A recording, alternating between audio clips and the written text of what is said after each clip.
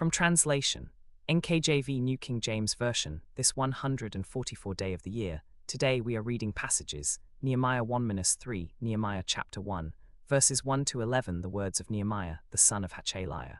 And it came to pass in the month of Kislev, in the 20th year, as I was in Shushan the citadel, that Hanani one of my brethren came with men from Judah.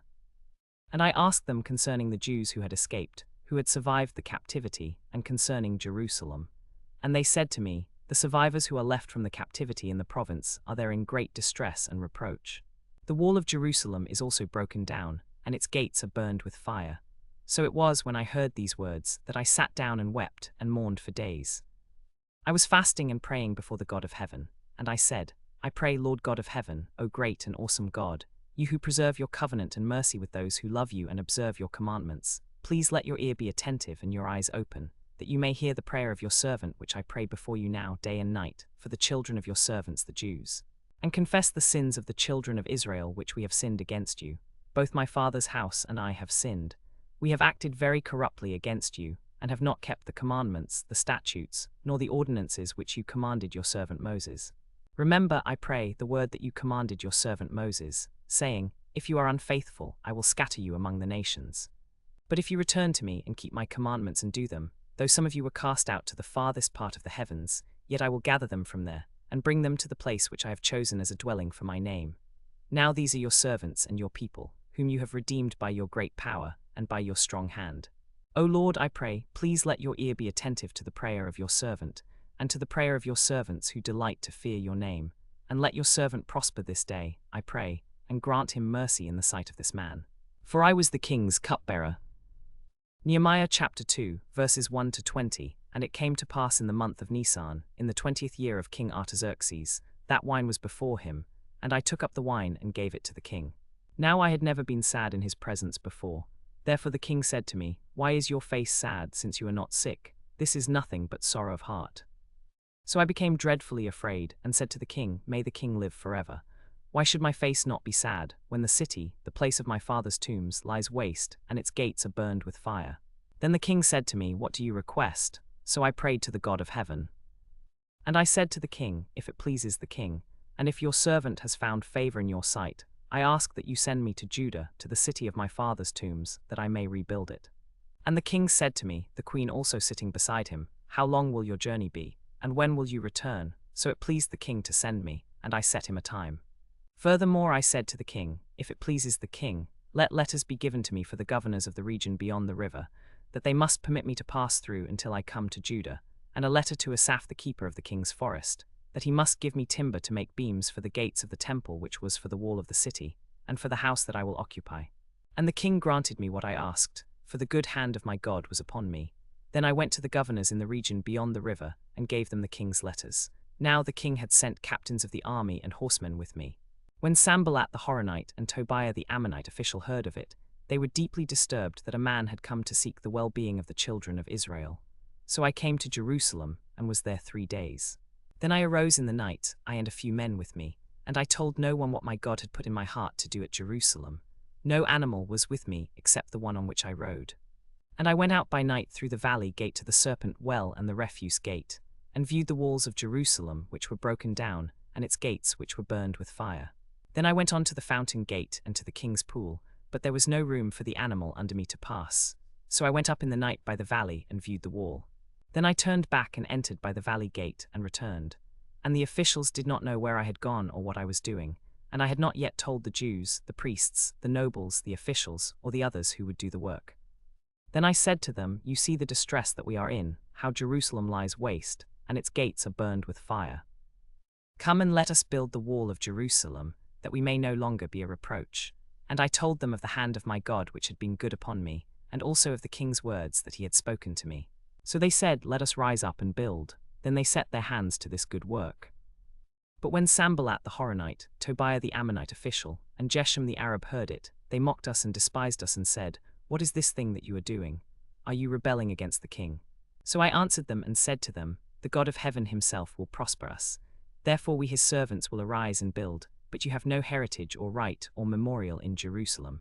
Nehemiah chapter 3, verses 1-32. Then Eliashib the high priest rose up with his brethren the priests, and built the sheep gate. they consecrated it and hung its doors. They built as far as the Tower of the 100, and consecrated it, then as far as the Tower of Hananel. Next to him the men of Jericho built, and next to them Zaccur the son of Imri built. Also the sons of Hassenaah built the fish gate, they laid its beams and hung its doors, its bolts and its bars. And next to them Meremoth the son of Uriah, the son of Hakkoz, made repairs. Next to them Meshullam the son of Berechiah, the son of Meshezabel, made repairs, and next to him Zadok the son of Baana made repairs. Next to them the Tekoites made repairs. But their nobles did not put their shoulders to the work of their lord. Also Joiada the son of Paser and Meshullam, the son of Besodiah repaired the old gate, they laid its beams and hung its doors, its bolts and its bars. And next to them Melashah the Gibonite, Jadon the Meronothite, the men of Gibon and Mizpah, repaired the residence of the governor of the region beyond the river. Next to them Uzziel the son of Harhaiah, one of the goldsmiths, made repairs. Also next to him Hananiah, one of the perfumers, made repairs, and they fortified Jerusalem as far as the broad wall. And next to them Raphiah the son of Hur, leader of the half-district of Jerusalem, made repairs.